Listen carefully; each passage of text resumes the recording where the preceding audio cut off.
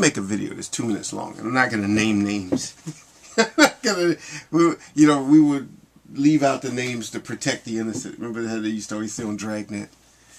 But here's the thing. Sometimes people do things where they say yes to things. They can't say no. It's like having somebody make you an offer you can't refuse. You have to say yes. But why won't you say no? Because if you say no, people will cut you off. You will be cut off. Back in the days of ancient Greece, the worst thing that could happen to you, in the days of Socrates and all those other people, wasn't to be executed. The worst thing would be to be kicked out of the city, to be kicked out of Athens, to actually be put outside the city, away from civilization. That was your worst punishment. You'd be away from all the good things that you've enjoyed. This wonderful world that we created. And that's the way it is. People are so afraid to be thrown out. So we go along with the program. I was thinking about, someone had made a comparison between Aldous Huxley's view of the future and George Orwell. They both wrote books about the future and how, basically kind of a negative future that could possibly happen if we don't be careful.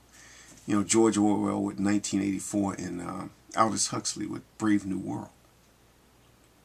And I was thinking, because I'm more of a, I have never read George Orwell, even though, it's funny, I actually got the book 1984, and I had that book back before it was 1984, back in 1970 something, but I never read 1984, and here it is 2011, so what can you say? And I still have it sitting around. But that's not the point. The point is that, and I haven't read Brave New World either, although I have read Aldous Huxley's writings, his other writings. The thing is that Huxley is interesting to me. I kind of more of a Huxley fan than a George Orwell fan. But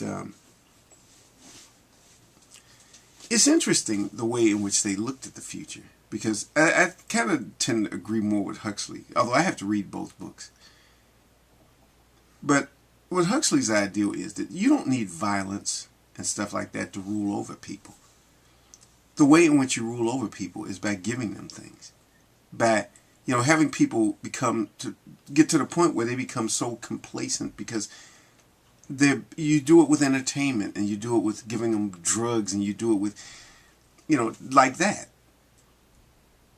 And that's the thing. That's what happens. People become extremely content and comfortable with things to the point where they don't want to do anything. They don't want to change anything. Why change the government? You could have a bad government. Why change it if you're given comfortable things all the time? Well, anyway, let's get to this thing about not being able to say no. You won't say no to some people, not because they're threatening you, but because they're giving you comforts. They're giving you little comforts here and little comforts there. But these things are not good for you. These are things that are making your life bad, and they're keeping you from doing greater things than you could do. They keep you down at a low level by giving you little comforts. If someone keeps giving you comforts, and this Missy over there making noises if you hear anything. But when people keep giving you comforts, then after a while you just don't care anymore. You get to the point where you don't care. You just want to keep getting the comforts. So you don't say no. You learn never to say no. You get in the habit of always saying yes. When they want something, you'll say yes. And that's how it works.